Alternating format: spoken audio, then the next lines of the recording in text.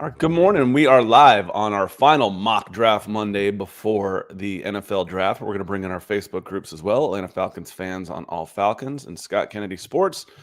And then we're going to jump right into this thing on Monday morning. So good morning. This is the Falcons Podcast on our final mock draft Monday. We are live on YouTube, Twitter, and Facebook. If you're not sure where, ask us if you want to try and check us out someplace else where you happen to be watching us. If you're watching after the fact, or even if you're watching right now, make sure you hit that like button. Hit that like, subscribe, and share. Make sure you get the notifications you want to make sure you don't miss us again, because we will be on all week this week. It's draft week. So, Nick, how you doing? Are you ready for this?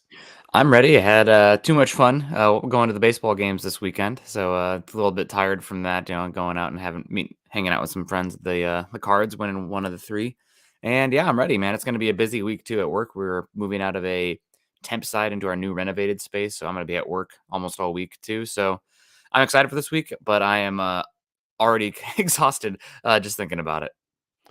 Well, you better start proteining up or something, because the caffeine, and mix in some coffee with the protein and get going, because it's gonna be a long week. Yeah, it is. It's gonna be a long week. Nick and I will be off tomorrow from this channel. We'll be on Mile High Huddle.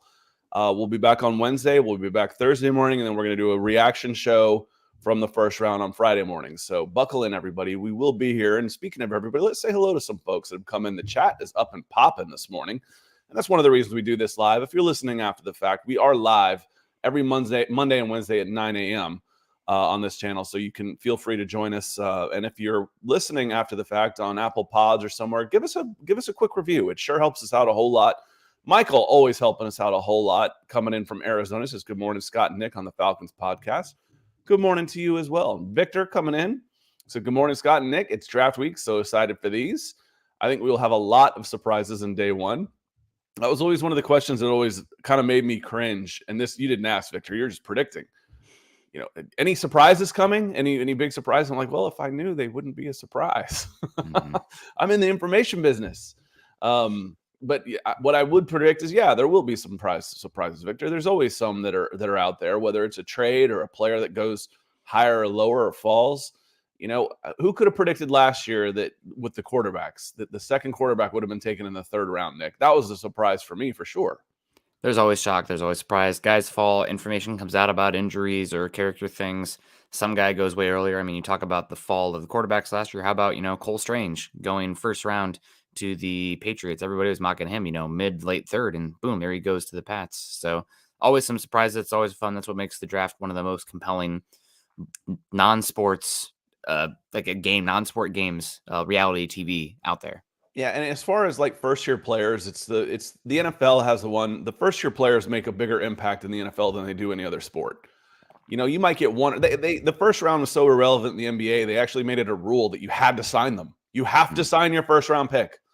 But he's not good enough to make my team. You have to.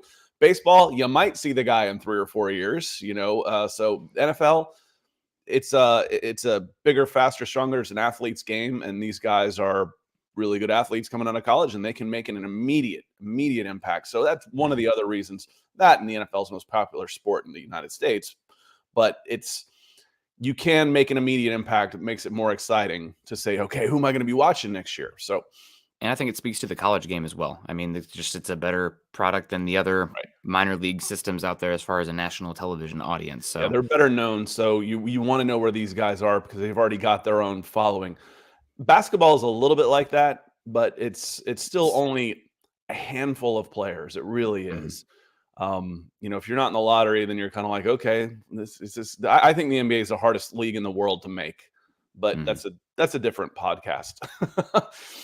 Jeremy Sean says, morning, boys. Final mock Monday. Yes, it is. Jeremy, thank you for being here. And Roderick Cook says, afternoon, all just had lunch. Why does pizza taste better the next day? One of life's mysteries. It's the sauce. The sauce has the day to soak in overnight. Same with pasta. So the spaghetti, lasagna, all that, it's better the next day because the sauce is soaked in completely and then gets recooked. So it could be a little better. I think it's better with pasta than pizza. Personally, I do like a fresh pie.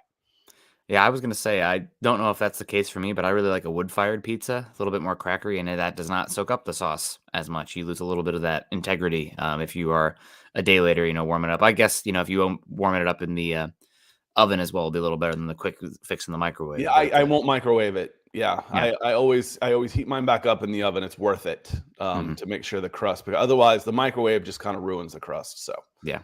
anyway, that's the one thing I will take a little extra time to. So I'll either eat it cold because I don't feel like it, or if I'm gonna have it for dinner or something, I will throw it in the oven for 8 minutes at 400 and crisp the crust back up. So, Exactly. but Victor comes back in. He says, unless Tyree Wilson falls to 8, I think edge is out for us. We have 5 edge players. Calais Campbell, Lorenzo Carter, Arnold Ebiketie, D'Angelo Malone, and Bud Dupree, and 4 defensive tackles, and Grady Jarrett, David Onyemata, Taquan Graham, and Eddie Goldman. Isn't this room too crowded already? Well, let me run through those here real quick, Victor. Calais Campbell's on a 1-year deal. Lorenzo Carter's on a 1-year deal. Arnold Ebiketie is a second-year guy who showed flashes, but isn't necessarily an established pro. D'Angelo Malone didn't play hardly at all last year, and Bud Dupree's on a 1-year deal. There's your edge room. Grady Jarrett, solid, getting older. David Onyemata, solid, getting older. Taquan Graham coming off an injury, and Eddie Goldman is coming out of retirement, hasn't played in 2 years. So there's a lot of bodies there, but there's a lot of question marks there. So if the right edge is there, but like you said, if Tyree falls to edge, or Will Anderson for some reason falls, then those are the only 2 I ever consider at 8, honestly. Otherwise, I start thinking trade down. And he follows up, says, I think a bigger need at corner right now. As far as your first 11, I still think a number 1 edge is more important. I just think it's going to be harder to come by. What do you think, Nick? I'm much more of the opinion that a dominant defensive lineman is more valuable than a dominant cornerback, just their impact on the game and what they do to opposing offenses. But you have a chance at a good player. If it's the best player on your board that you believe in, personality-wise, fits your culture, et cetera, as a cornerback there, one of those guys listed, or an edge rusher, God bless, Godspeed. That's fine either way where this Falcons team is at. Obviously, they moved on from Casey Hayward, so there's a little bit more of a pathway for the boundary corner spot. I think I shared with you, I've heard some rumblings about a Witherspoon connection there with Atlanta at 8, so we'll see. But I think you can't go wrong either way. You mentioned it, Will Anderson, Jalen Carter, depending on what you think of the background stuff, and Tyree Wilson. If any of those guys are there, take them, you'll be fine there. If not, then I think probably a trade down from 8 to like 12, 14, if that's even possible, probably the way to go. The one that's going to be interesting coming out here seems, and again, this could just be BS. It's the week before the draft. A lot of BS comes out this time of year, but it seems like CJ Stroud is slipping a little bit, and he might be somebody that you don't even have to trade up to get, and he might fall into 8 overall, and that might be an interesting conversation. Does he turn into Justin Fields this year, who should have gone number 2 and ends up going number 11? It's possible. I've heard some falling out of top 10 rumblings with him. Obviously, they have that S2 cognitive test, whatever, how much that matters or not. I mean, I don't know. But that's probably the most interesting one at this point for the top 10 in terms of guys who are falling and might be there. Jamal coming in says, good morning, Scott, Nick in the chat. And good morning to you too as well, Jamal. It says, Will here. Welcome to NFL Draft Week. Rise up. Absolutely.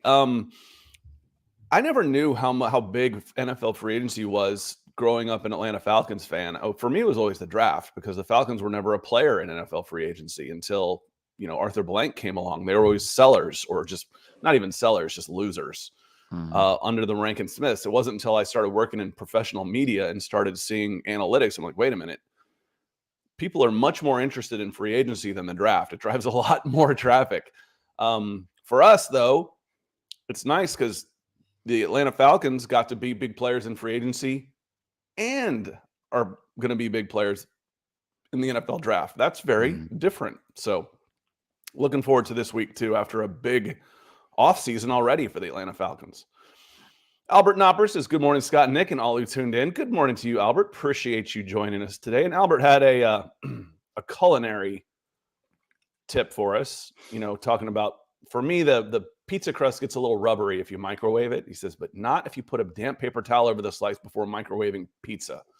Interesting tip. I might try that. Problem is I usually have 3 or 4 slices when I'm eating pizza. I'm eating half a pizza and it doesn't quite fit in the microwave, and I'm stacking it over and all that kind of stuff. So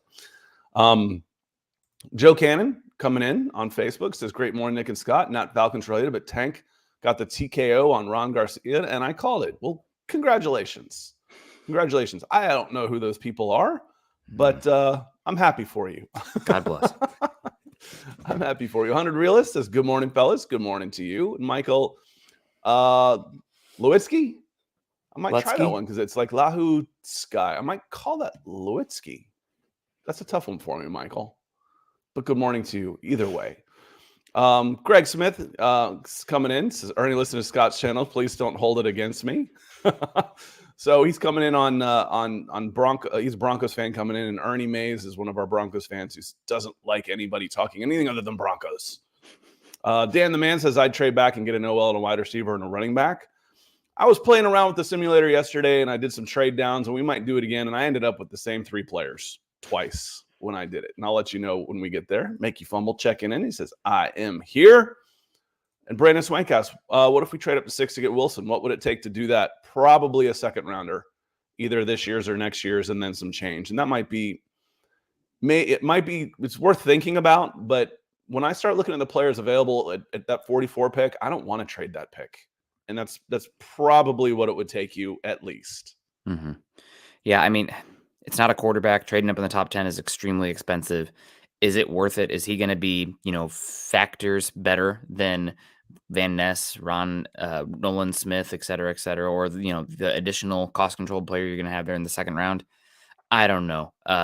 He might be. He's certainly a really, really unique, intriguing player. I saw some of his sports info solutions, the SIS data. Like, he was one of the more productive players on a per snap basis. Now, granted, against Big 12 offensive lines, but Tyree Wilson is a very unique player. I don't see him getting past 5 from what I have gathered, but we'll see. Things can change. I mean, just 5, 6, 7, all of those teams could use Tyree Wilson. I just don't know if you see him falling there. Be interesting if you trade up. Are the Lions interested in trading back? I mean, that's another thing. They're a team that they have another first-round pick already. Right now, maybe they want to get that as surefire as you can get guy there without trading back.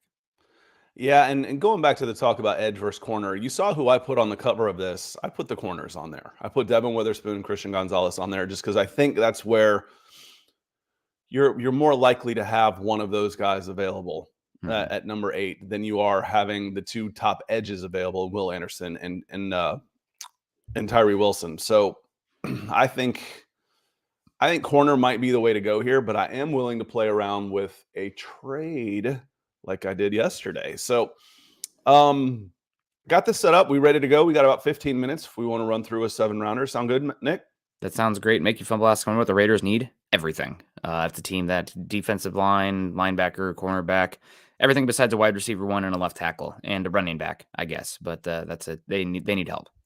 Yeah, you could basically say if the Raiders could be in for a quarterback and you say, hey, we want to move up or promise you we won't take them. I don't know. It doesn't seem like the Raiders would take the player you want, but we'll see. Yeah. We'll see. That could be an interesting spot there at 7. I feel like the Lions will be taking somebody you're interested in. Yeah. That's a pretty safe bet. We're gonna hit the draft here. We're on PFF's mock draft simulator, and we see they have Devin Witherspoon. Excuse me. Ranked ahead of Christian Gonzalez. So he went 5 to the Seahawks. Anthony Richardson goes 7, Will Anderson, CJ Stroud, Bryce Young, Jalen Carter, Will Levis. So the 4 quarterbacks. See, this is the best case scenario for the Falcons. The 4 quarterbacks go off the board because that will leave one of my 4 favorite position players available. In this case, it's Christian Gonzalez available at 12. I would be hard-pressed to move down. That said, everybody, when I moved down, I hit the trade button, and the Texans are picking at 12. And I had the Texans, and I don't remember who was like 13, maybe the Patriots at 14 and the Packers at 15. I made 2 trades, and both times I was able to get their second this year and a 4th next year. With those picks, I took Nolan Smith. With the Falcons pick, I took Steve Avila at guard. And then with their pick, or whoever's it was, but the point is the 3 players I got were Nolan Smith, tight end Darnell Washington, and guard Steve Avila. with that trade down with the Falcons' first 2 picks, and then in next year's number 4th round pick. There's no guarantee if you trade down you'll be able to get those moves. So right now, with these players going where they've gone and Christian Gonzalez still on the board, that's the direction I would lean. Tyree Wilson's still available. What? I don't see him picked there in the list of players. Well, why not? He beats me, but maybe I'm losing my mind. Where'd he go? I don't know, but he's definitely not listed there.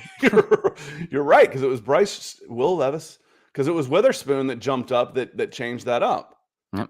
So maybe they have him ranked so low. They've moved him down to 28. That's got to be like a bug.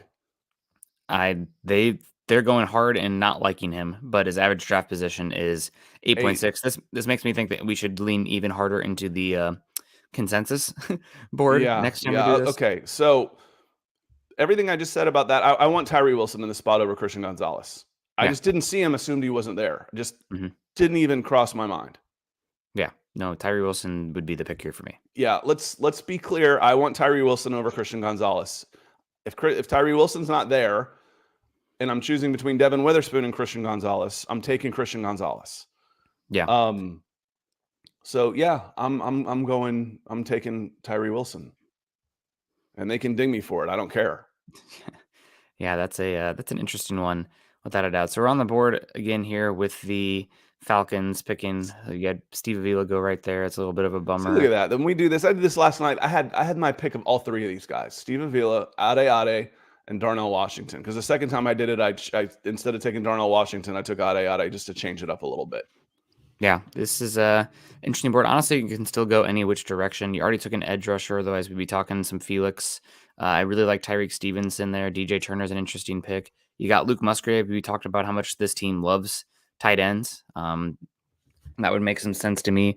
We could go Jonathan Mingo here. I think he's actually going to be coming off the board at about this spot in real life, based on what I've been hearing as of late. Top 40, top 50 kind of pick there. But the one that stands out to me here, it was Luke Musgrave, or one of those cornerbacks. Jack Campbell would be really interesting too. I don't know if you want to go linebacker again, but you talk about solidifying the room. He would. Yeah, we're not going to go linebacker there. I might take a gamble and go Darius Rush a little bit later if I can, and gamble that I can, because there's some good corners that are still down here. Some. Mm-hmm. And forget what they say. We're gonna take the guys they hate. We're gonna call it up. Let's take the guys that are underrated on PFF. On PFF today. And Mingo might be there at 75. Might. But I love Jonathan Mingo, and this team needs another wide receiver. Absolutely. Mm-hmm. You've got special teams guys, Drake London and Kyle Pitts, and then the flex, however you want to use Cordell Patterson. Can you go to tight ends though? I just want to see if there is that tier difference at the position. We know how much Arthur Smith loves the tight end position. You still got Laporta there. You got 3 really good ones, but I think Musgrave is such a unique player. See, but I'm happy with Payne Durham if I went that direction. Yeah. Davis Allen, Luke Shoemaker, pretty good. You love Tucker Kraft. I do like Tucker Kraft, but Musgrave's a different height, weight, speed kind of guy. The biggest question with him is the injuries, but I think Musgrave is somebody who could sneak into the first round, and he would be awesome in this offense. But if you want to go, I'm going to take Mingo. I'm going to take Mingo on this one. I'm really curious to see if Mingo goes before Cedric Tillman. Those are the 2 big X receivers, and it seems like either of those could go either way. And Brandon says if we try to get another wideout, we should trade down. That's the thing, is that there's tight ends I like when we go later. There aren't wide receivers. I think that when we take them, and this team needs a wide receiver in a big way. You trade down, Brandon. I don't think Jonathan Mingo is going to be here after the 2nd round pick. And Jonathan Mingo is a difference maker, in my opinion. I've been singing his praises since January, and it seems like his draft stock is starting to catch up where I was singing his praises in January. I'm taking Jonathan Mingo. Yep, that sounds good. He's a player that you love, and makes some sense there. So now we're on the board again. Here's my guy. I got lucky. and gambled. There's my guy at corner. Yep. Senior Bowl guy. These are Terry Fontenot has drafted 9 guys from the Senior Bowl. Darius Rush was outstanding at the Senior Bowl, and then he turns in and runs a 4.36 at the Combine. We can get through this pretty quick because that's who I want right there. I've gone edge, I've gone corner, I've gone wide receiver. I still need a guard, and it's going to be like, well, Scott, you didn't address the interior line position. It's kind of the way the board fell. You know, I got to keep getting good players. I don't want to reach when these guys are here. I'd like Darius Rush here. Darius Rush makes sense. You got Tucker Kraft there as well. Early 3rd round. He's an interesting player. We already went wide receiver. Rashee Rice is certainly interesting as well. Corey Trice, cornerback. He's also a really good cornerback prospect in his own right. You could be considering him. You got some running backs that could do some stuff here for you. Nick Saldiveri is a really good offensive line prospect that you could be considering here as well. But Darius Rush, I'm not going to argue at all. The only one I'd say that would give me some pause here would be Darius Rush versus Tucker Kraft, but I have no issue with you going with the long. Yeah, I feel like the Falcons are okay. They just put some resources into Jonnu Smith as well, you know, and then Kyle Pitts should be coming back healthy. You know, he's still a tight end, just different. And then, you know, do you run more non-12 personnel to tight end if you've got better skill position players? To me, that's the chicken of the egg. It's like, well, Arthur Smith doesn't do this, or he didn't throw to the wide receivers. I'm like, listen, you know, Olamide Zaccheaus was the number 2 receiver on the team last year. That, you know, no offense to him, but he's a 4. You know, and your quarterback was erratic. Of course he was going to run the ball. Yeah. Let's upgrade some of the skill position players, and then let's take a look. But, you know, Makey Fumble says, if we go Tyree Wilson, I feel like we should go after Marcus Peters, cornerback with quality. I agree with corner, and I like Darius Rush here. Sounds good to me. Yeah, he's a good player. 110. And then it starts, you know, obviously you're going best position available, best prospect available as you can anyway. But now you're really just looking for, okay, who can come in and help? Do you like Dorian Williams? I really like Dorian Williams. Because I know you said linebacker. I'm like, not quite yet. And then his name pops up in this area a lot. And I'm maybe Dorian Williams is the right guy around 110 or so, because he shows up in here a little bit as well. Oh, you got your guy, Yaya. Look who's moving up in the world. He should be. Yaya Diaby's here. I know that Riley Moss, you just took a cornerback as well, but Riley Moss has got some safety / cornerback ability here. Braden Daniels can play all 5 spots on the offensive line. Sidney Sow, pretty good power guard there. You got some running back still available. I'd probably wait on running back. The one who sticks out to me here, yeah, I agree. It's Dorian Williams. Lengthy, good vision, can be a blitzer. Not the biggest frame, but still possesses, I think he's like 34-inch arm length or something. Had a lot of pressure from that second level. Blitzed a good bit there at Tulane. He's a fun player. Probably one of my... Honestly, I like him more than Tajay Spears at running back. So I'd have no issue with you taking Dorian Williams here. At 23 minutes, I'm gonna link this to people when they say, Scott, you didn't get an interior lineman. And I'm gonna say, okay. I mean, Alualu's okay. You know, and this is where I might try and go later. If I do, I don't know that the Falcons have 224, 225, and 245, but I would package these together and try and get up and around the 180s and see if I could get a Mil Ekiyor. But as far as what's here, and since we've got 110 and 113, you said Dorian Williams, and then I'm going to take the next one. Yeah, Dorian Williams would be good here. I will say if you're looking for a pure interior offensive lineman, that would make some sense here. He should still be available. It would be Braden Daniels. He's a little bit small, but he can literally play all 5 spots on the offensive line. Trey Palmer was still available. I did not see him. That's a wide receiver the Falcons brought in. They have shown interest in. Speed guy. He's fast. He's not big. Very good hands. I think he's way underrated if you can get him in the 4th round. I really do. He's when a you're good talking player. About traits, I mean, he's a receiver with good hands running the 4.3s. What's wrong with that? You know, at worst, you're talking about getting a Harry Douglas type. I think I don't remember him being that big. Let me see. I've got Got my spreadsheet here, and I'll look it up. He's Nebraska. Yeah, 6 foot 192. So he's probably a little bigger than Harry, but Harry Douglas was a Jonesboro kid, played for the Falcons a long time, still in Atlanta media, great kid, but was a little thin. That's why he ended up at Louisville instead of one of the bigger schools, despite him running the way he did. Trey Palmer should be higher than 4th round. Yeah, I think late third, mid third to late third would make some sense for him. Would be an interesting one. And maybe he's a little bit.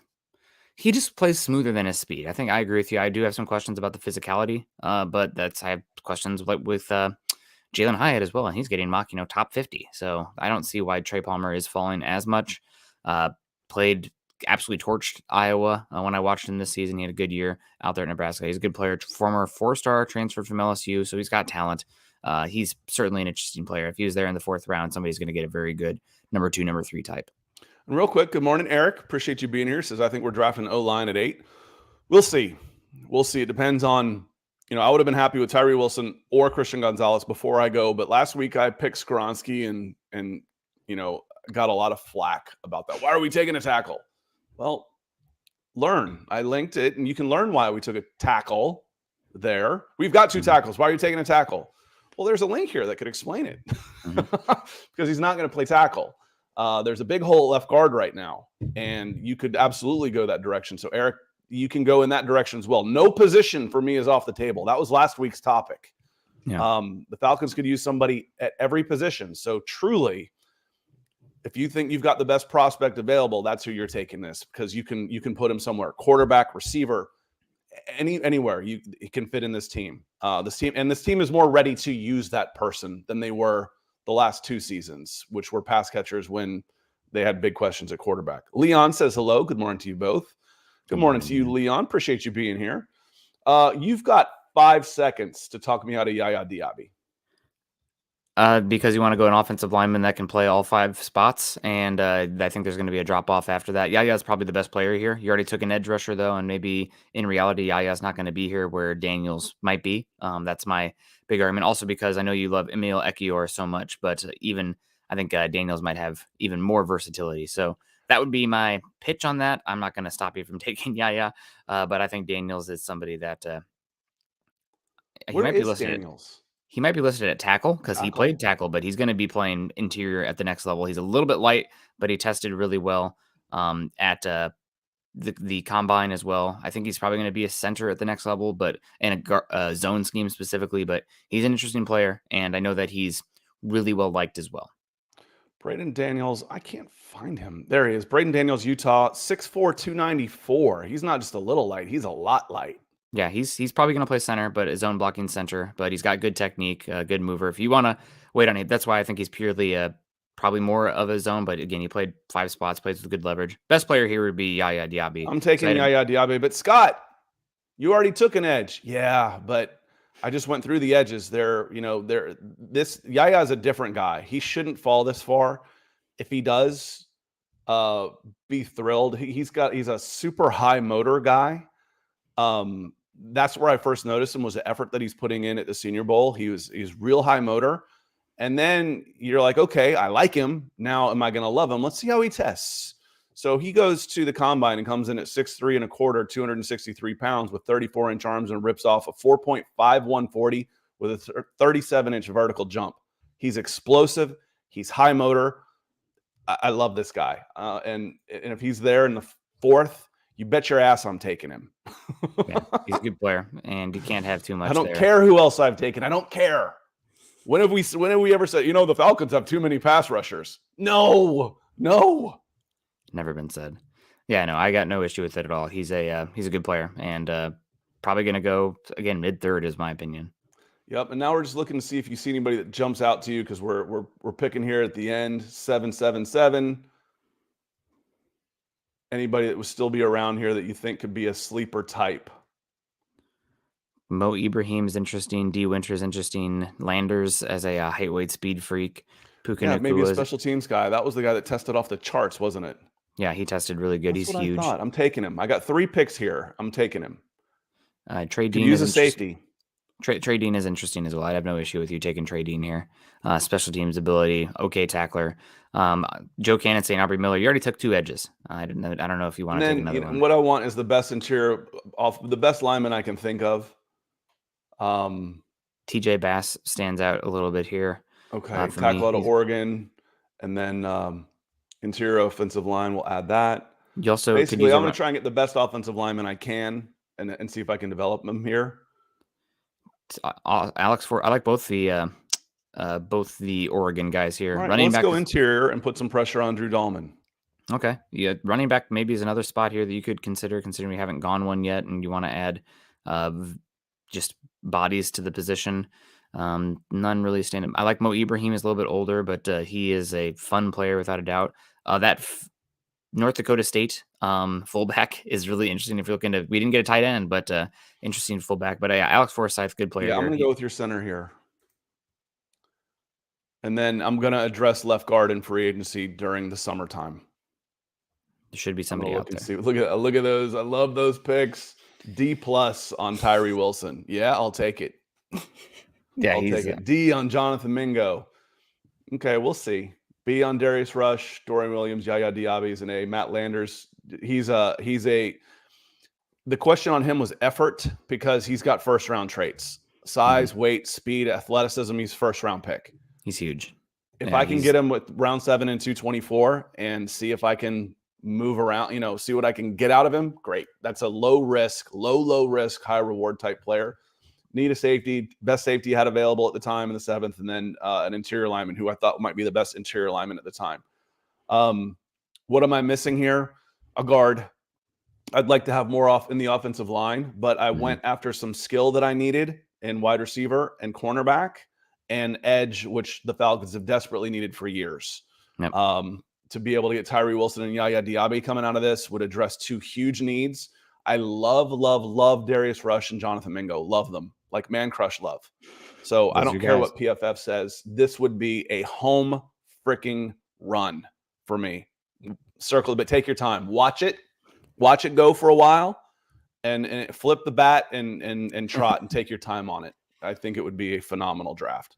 It would be a very good draft. Yeah, I mean, you got multiple edge rushers. I know the room is pretty deep now. You might be moving on some people, but I guess the biggest disappointment here is the offensive line. Really didn't invest in that like you'd like to, considering where this team is at. But you really made a big difference and you doubled up, edge and wide receiver with some athletes there. So give yourself a little bit better chance of walking away with somebody. Yep. So keep getting good players. So you didn't get an offensive line. You're right. I didn't. And the board didn't fall the way quite. The players weren't there when we were picking that I really wanted. That could have filled that left guard spot, put some pressure on center. I know you can't get everything you want, but if you get really good players when you're picking, you're going to be okay. And this will be so. We'll be back. Listen, thanks everybody for being here. We will be back Wednesday morning at 9:00, and we'll do this for the first round again and see how things fall, where we pick everybody. And then we'll be back Thursday morning for a draft preview, and we'll be back Friday morning for an aftermath show. So it's going to be a busy week, but hey, this is what we live for. So much so that we're going to hop over to Mile High Huddle right now and do Broncos for breakfast. If you want to keep the conversation going, we'd love to see you there. Otherwise, hit that like, subscribe, share button. Leave us a review. We're getting a lot of listens on downloads after the fact on the podcast now on the audio side. Leave us a review. That helps us out a lot too. Until then, everybody, it's Monday. It's Mock Draft Monday, and we've got the draft coming up. And I'm hoping you're as excited as I am. You probably are. And we'll see you Wednesday morning.